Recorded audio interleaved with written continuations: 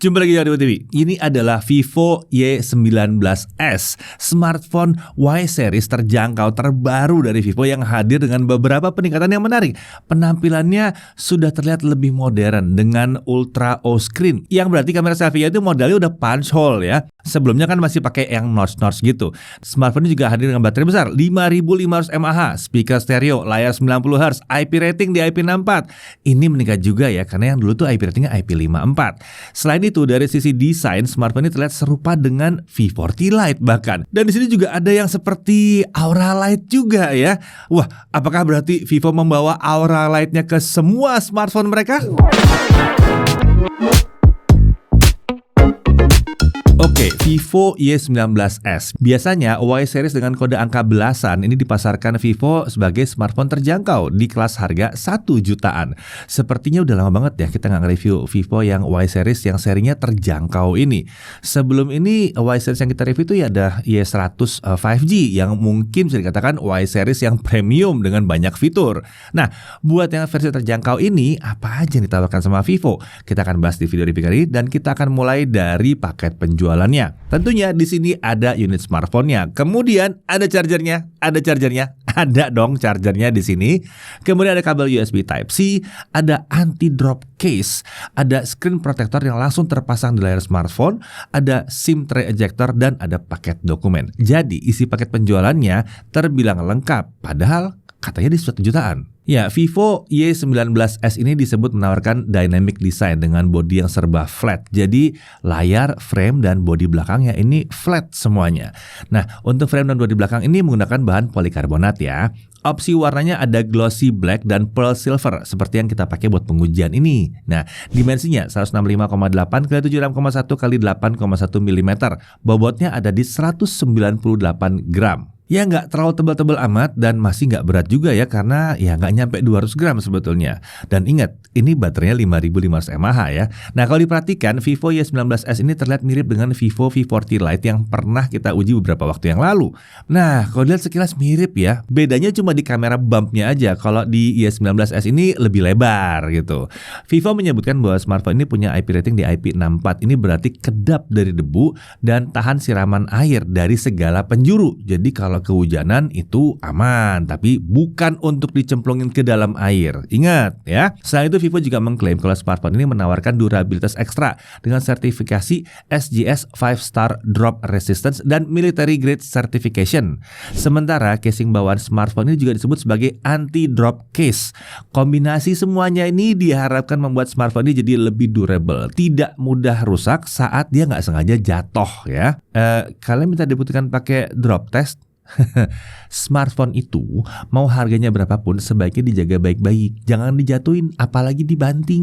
Lagi pula nggak ada tuh smartphone yang garansinya akan menanggung kerusakan akibat jatuh, nggak ada. Jadi anggap saja semua proteksi itu adalah sebagai pelengkap kalau tidak sengaja jatuh. Nggak usah dijatuh-jatuhin dengan sengaja, oke? Oke, sekarang mari kita lihat ke sisi kanan dari smartphone-nya. Di sini ada tombol power yang merangkap sebagai fingerprint scanner. Ada juga volume up and down di sini. Lalu beralih ke atas, ini adalah grill speaker. Nah, di sisi kiri kita lihat ada SIM tray yang triple slot di sini ya. Jadi bisa untuk 2 SIM card dan 1 micro SD. Beralih ke bawah, ini adalah lubang untuk audio jack 3,5 mm. Lalu ada lubang mikrofon dan ada port USB Type-C serta grill speaker. Nah, ini pasangan yang di atas tadi ya. Jadi ada 2 speaker di sini. Untuk kualitas suaranya menurut kami ini memang ada di kelas smartphone yang terjangkau lah masih ya. Kita belum bisa mengharapkan dia kualitas suaranya itu ya sama dengan yang 5-6 jutaan. Belum. Tapi paling nggak dia udah punya 2 speaker. Dan volumenya sebetulnya udah cukup lantang ya. Mau dipakai buat nonton drama-drama gitu juga udah asik kan. Speaker udah stereo deh di sini nih. Nah kalau bicara soal volume suaranya, di sini ada audio booster yang memungkinkan kita untuk mengatur volume speaker hingga 300%. Jadi ini akan bermanfaat ya kalau kita mau video call atau meeting online gitu ya di tempat-tempat yang mungkin rame gitu. Sementara mungkin earphone kita ketinggalan atau nggak bawa dan butuh suara yang kenceng gitu. Atau mungkin mau nelpon atau video call dengan teman-teman kita rame-rame. Jadi mau dengerin bareng-bareng, bisa tuh dinaikin ke situ. Itu cocok kita naikin ke 300%. Tapi kalau buat dengerin musik sih nggak pas. Nah, beralih ke sisi depan. Ini adalah layar 6,68 inci, tipenya tentunya IPS ya. Resolusinya adalah 1608 x 720 pixel. Refresh rate-nya up to 90 Hz. Dari hasil pengujian kami, brightness-nya itu bisa mencapai 695 nits di dalam ruangan dan bisa mencapai 705 nits untuk simulasi outdoor. Sementara untuk color gambutnya, smartphone ini punya gambut coverage di 99,3% sRGB dan volume di 122% sRGB. Jadi udah mantep di sini ya. Nah, untuk bezel layar ini cukup tipis untuk sisi kiri dan kanan layar, tapi memang untuk bezel bawah layar itu agak tebal. Nah, kita beralih ke bezel atas ya. Di sini ada earpiece-nya. Lalu ada kamera selfie di punch hole di area tengah atas layar. Ini adalah kamera 5 megapiksel front camera f2.2 fixed focus. Perekaman videonya sampai dengan 1080p 30 fps. Kita beralih ke belakang. Ini adalah kamera utamanya 50 megapiksel HD main camera f1.8 dan ini tentunya udah autofocus. Untuk perekaman video dia juga lagi-lagi support sampai 1080p 30 fps. Untuk fitur-fitur ada 50 megapiksel, ada panorama, ada dokumen, ada slow-mo di situ ya, ada time lapse, ada juga pro untuk foto ya, lalu ada live photo, night mode dan portrait mode. Nah, kemudian sisanya adalah kamera bonus dan ada sebuah LED flash. Lalu di sini juga ada dynamic light. Ya, ini bukan aura light ya. Ini bukan aura light seperti yang ada di V series. Ini fungsinya lebih ke arah notifikasi ya, atau notification light. Yang kalau aktif jadi seperti ini nih tampilannya. Keren nggak tuh? Nah, untuk spesifikasi internal ya, ini SoC adalah Unisoc T612. Ini adalah SoC 8 core dengan fabrikasi 12 nanometer. Untuk konfigurasi CPU cukup menarik ya, dia punya 2 core Cortex A75 1,8 GHz, jadi ada Cortex kencengnya di sini. Lalu ada 6 core Cortex A55 di 1,8 GHz. Untuk GPU dia pakai Mali G57. Nah, kalau untuk RAM yang kami uji ini pakai 4 GB LPDDR4X dan storage-nya di 64 GB eMMC 5.1. Tapi ada varian-varian lain juga ya, nggak cuma yang 464 ini, karena yang paling tingginya ada yang sampai 6128 juga. Untuk baterai dia 5500 mAh. Ini besar ya, untuk ukuran baterai di HP yang 1 jutaan, ini besar ya. Lalu dia juga support charging sampai 15 watt di sini ya. Nah, ini mungkin nanti kita lihat hasilnya bagaimana. Nah, di sini Vivo memberikan 4 tahun proteksi baterai dengan jaminan bahwa kapasitas baterai itu nggak akan turun di bawah 80% setelah 4 tahun. Jadi harusnya baterainya tergolong yang awet, bukan asal pasang baterai doang di sini. Untuk sensor-sensor lumayan lengkap, tapi memang belum ada gyroscope yang hardware ya. Dia masih pakai virtual gyroscope di sini. Untuk konektivitas ya tentunya ini 4G, jadi 2G, 3G, 4G bisa. Untuk Wi-Fi tentu bisa 2,4 dan 5 GHz juga. Bluetooth-nya versi 5.2 dan di sini ada opsi hiburan gratis ya. Ada radio FM-nya di sini. Nah, kalau untuk NFC sayangnya belum ada. Tapi kalau untuk USB OTG ya tentunya bisa dong. Kalau OTG mah aman lah di sini ya. Nah, untuk sistem security-nya dia punya fingerprint ya. Fingerprint reader tadi di tombol power, lalu ada face unlock juga. Untuk OS dia menggunakan Vantage OS 14 berbasis Android 14 tentunya. Untuk update-nya kita belum dapat kabar dari Vivo seberapa lama update-nya. Nah, ada janji kalau OS di smartphone ini akan tetap lancar dipakai sampai 4 tahun. Jadi nggak akan terus menjadi terasa lambat gitu ya seiring dengan makin lama dipakai. Nah, kalau kalian nanya soal aplikasi third party, di sini memang masih ada ya. Tapi untungnya ini masih dengan gampang bisa di-uninstall kalau memang kita nggak butuh. Lalu perhatikan juga saat setup awal akan muncul tawaran untuk ngedownload dan install beberapa aplikasi. Kalau misalnya nggak dibutuhkan, ya langsung di-skip aja. Jadi biar nggak menu-menuin memorinya. Oke, kita langsung masuk ke pengujian aja ya, langsung ke benchmark. Dengan Antutu 8 kita dapat skor 178.390. Sementara untuk Antutu 10 kita harus pakai versi Lite, kita dapat 250.950. Nah, untuk Geekbench 6, single core di 419 dan multicore di 1471. Nah, untuk 3D Mark Slingshot Extreme OpenGL itu graphic score-nya ada di 827. Sementara untuk 3D Mark Wildlife Stress Test ya, tanpa kipas base score-nya di 430 dan lowest score di 424. Jadi stability-nya tetap bagus di 98,6%. Lalu untuk GFX Bench 1080p T-Rex offscreen dia dapat 22 fps.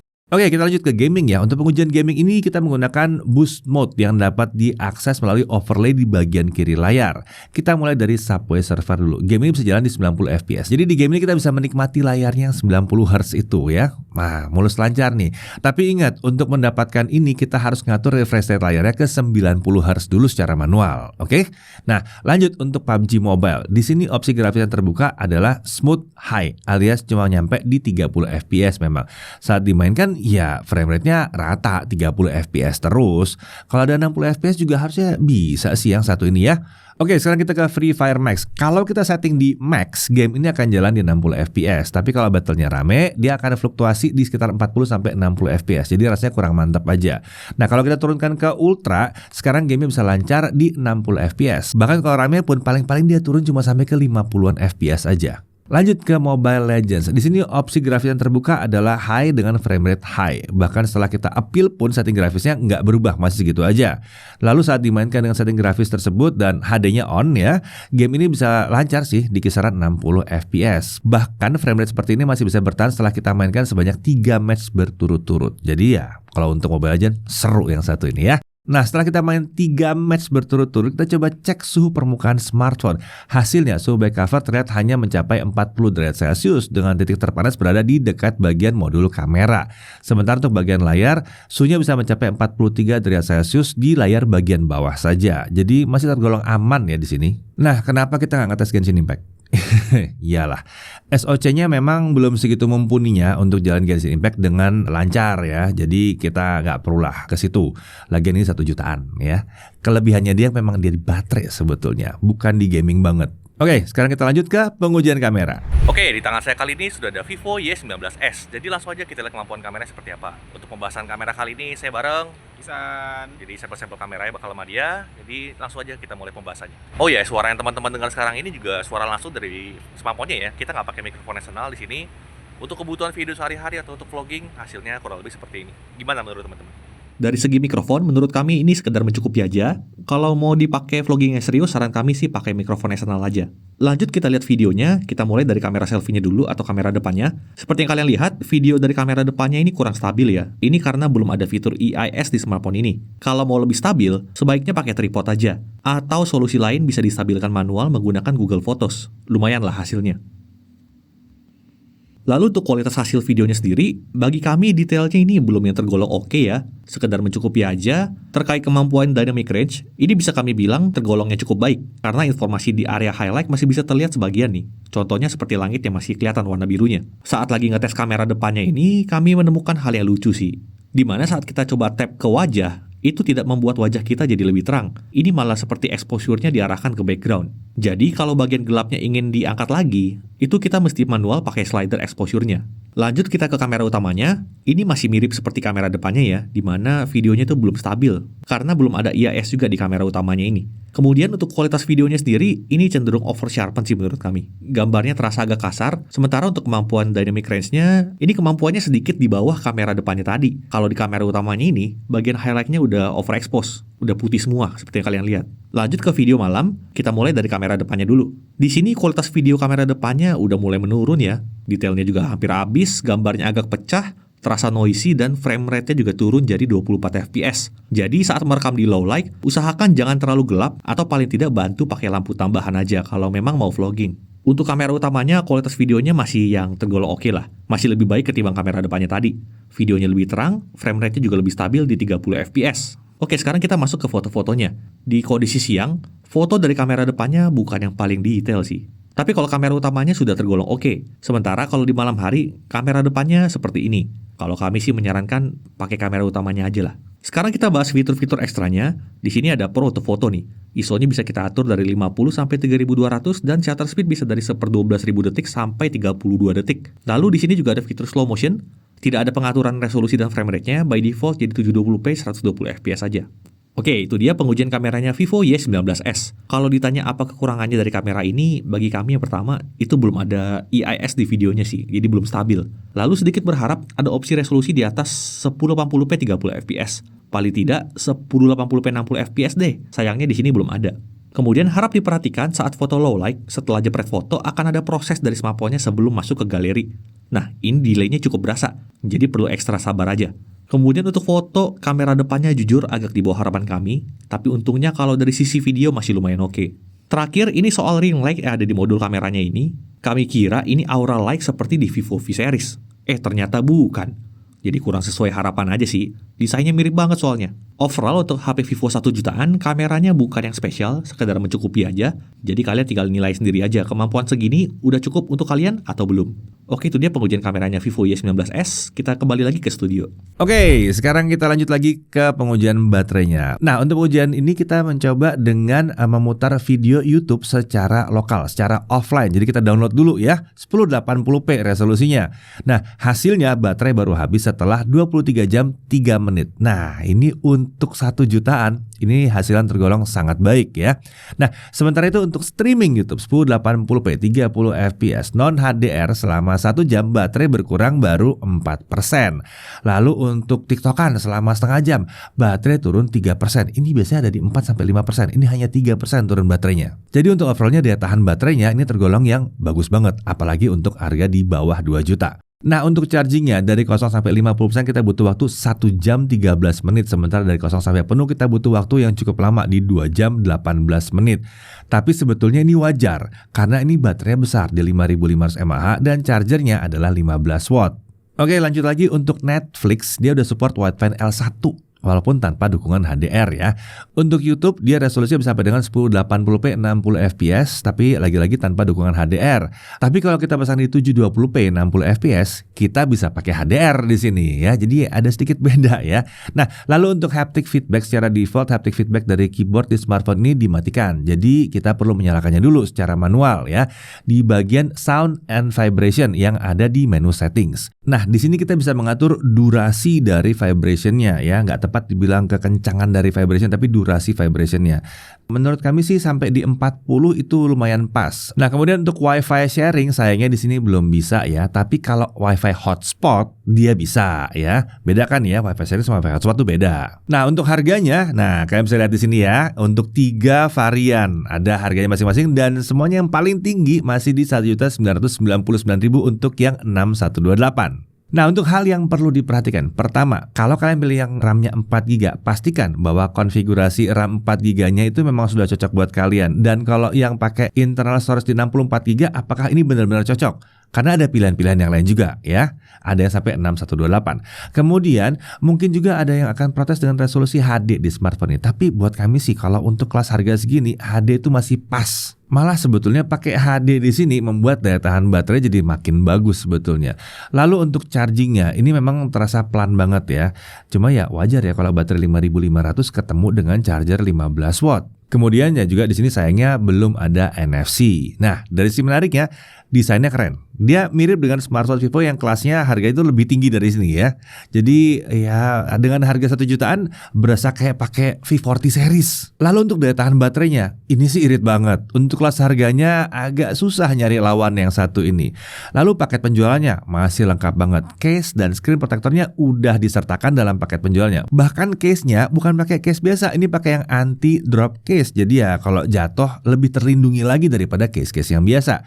Lalu SIM tray-nya udah triple slot, jadi kita bisa pasang 2 nano SIM plus micro SD secara bersamaan. Speakernya juga bisa dibuat lantang banget kalau buat teleponan ya. Dan speakernya juga ada stereo di sini ya. Lalu dia juga masih punya opsi hiburan gratis, ada FM radio juga di sini. Dan jack 3,5 mm juga masih ada. Layar udah 90 Hz, fingerprint scannernya juga udah ada dan dia punya IP rating di IP64. Lalu dia punya dynamic light yang cocok banget buat notifikasi ya. Jadi ya kalian tahu lah kalau ada telepon masuk atau panggilan masuk gitu. Ya, secara umum Vivo Y19s ini adalah smartphone terjangkau dengan desain menarik ya, keren ya, dan daya tahan baterainya yang keren banget. Nah, pertanyaannya, jadi smartphone yang satu ini untuk siapa? Tentunya buat yang nyari smartphone di harga terjangkau di bawah 2 juta rupiah. Kalian akan punya pilihan dari 464 sampai 6128. Tentukan mana yang pas buat kalian ya. Penampilannya udah cakep banget, jadi nggak malu-maluin. Bahkan kadang-kadang ini nggak kelihatan seperti HP di 1 jutaan. Lalu buat yang butuh smartphone kedua ya, biasanya smartphone kedua ini adalah smartphone yang nggak perlu terlalu diurus chargingnya ya. Jadi nggak ngerepotin ngurusin 2 smartphone, chargingnya kapan. Nah, yang satu ini irit banget baterainya ya. Sebagai smartphone kedua, kemungkinan besar sih ini bisa bertahan seharian, ngecasnya baru pas tidur aja. Kemudian kalau ini misalnya mau dipakai buat anak-anak, ini juga cocok nih. Orang tua yang mau beliin smartphone buat anaknya, dia kan sudah pakai Android ya di sini ya. Jadi dia punya yang namanya Google Family Link. Nah, orang tua itu bisa memantau penggunaan smartphone ini secara detail. Bahkan bisa membatasi, mungkin nggak boleh ke situs-situs tertentu atau nggak boleh pakai aplikasi-aplikasi tertentu, itu bisa disetting semua oleh orang tuanya. Sebagai tambahan, dia udah punya IP64. Jadi kalau anaknya agak sedikit ceroboh ya, kena hujan gitu ya, aman, gak ada masalah. Jadi kalau kalian sedang mencari smartphone di bawah 2 juta rupiah alias 1 jutaan, dan yang satu ini memiliki fitur-fitur yang cocok buat kalian, rasanya ini layak sekali untuk dipertimbangkan. Saya Deddy Irfan, Jakarta TV.